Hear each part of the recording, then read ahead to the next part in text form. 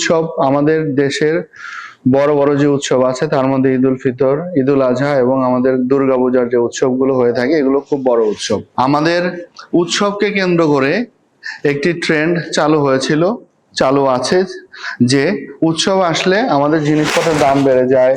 আমাদের উৎসবকে ঘিরে আমাদের বিভিন্ন সময় যে ফ্যাক্টরিতে যারা কাজ করে তাদের পেমেন্ট নিয়ে একটা ইস্যু তৈরি হয়, তারা রাস্তায় নেমে যায়। আসলে এইভাবে তো চলতে পারে না, এবং আপনি দেখবেন সারা পৃথিবীর ট্রেন্ডটাও এরকম না।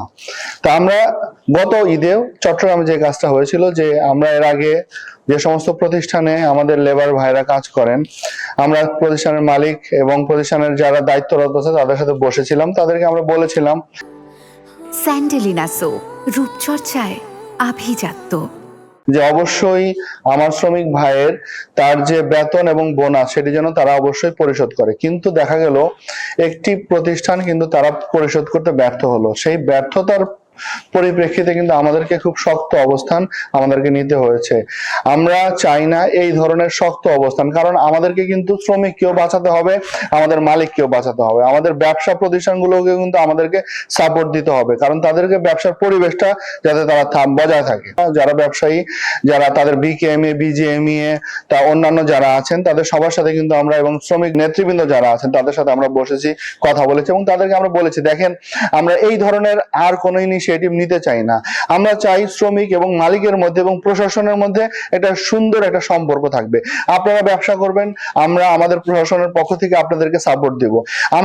আপনাদের শ্রমিকদের দাবি দেওয়া থাকতে পারে, কিন্তু সেটা উইদিন ইওর বাউন্ডারি থাকবে। আমি কোন শ্রমিকদের দাবি দেওয়া রাস্তায় আসবে এটা আমরা মেনে নিব না, আমরা সেটা বলেছি এবং আমরা তাদেরকে কনভিন্স করতে পেরেছি, এবং তারাও আমাদেরকে বলেছে যে তারা নির্দিষ্ট সময় বেতন ভাতা পরিশোধ করবে। আমরা তার মধ্যেও বেশ কিছু প্রতিষ্ঠানকে আমরা ঝুঁকিপূর্ণ ভেবেছিলাম, এবং ঝুঁকিপূর্ণ ভেবে তাদের সাথে আবার ইন্ডিভিজুয়ালি আমরা কথা বলেছি যে আপনার প্রতিষ্ঠানটা আমাদের কাছে যে গোয়েন্দা রিপোর্ট আছে সেই রিপোর্ট অনুযায়ী কিছুটা ঝুঁকিপূর্ণ মনে হয়েছে, যে আপনার ক্যাপাসিটিতে আপনি পারবেন কিনা। তারা কিন্তু আমাদেরকে ওই সময় বলেছিল যে আমরা পারবো। সেই আলোকে আজকে আমাকে মাননীয় মন্ত্রী মহোদয় ফোন করেছেন, এর আগেও 2বার ফোন করেছেন, স্যার যেহেতু গতবার একটা ঘটনা ঘটেছিল, এইবারও আমাদের সবকিছু ঠিক আছে কিনা। আমি বলেছি স্যারকে যে স্যার আমরা আলহামদুলিল্লাহ আমার এখানে চট্টগ্রামে এবার কোনো সমস্যা নেই।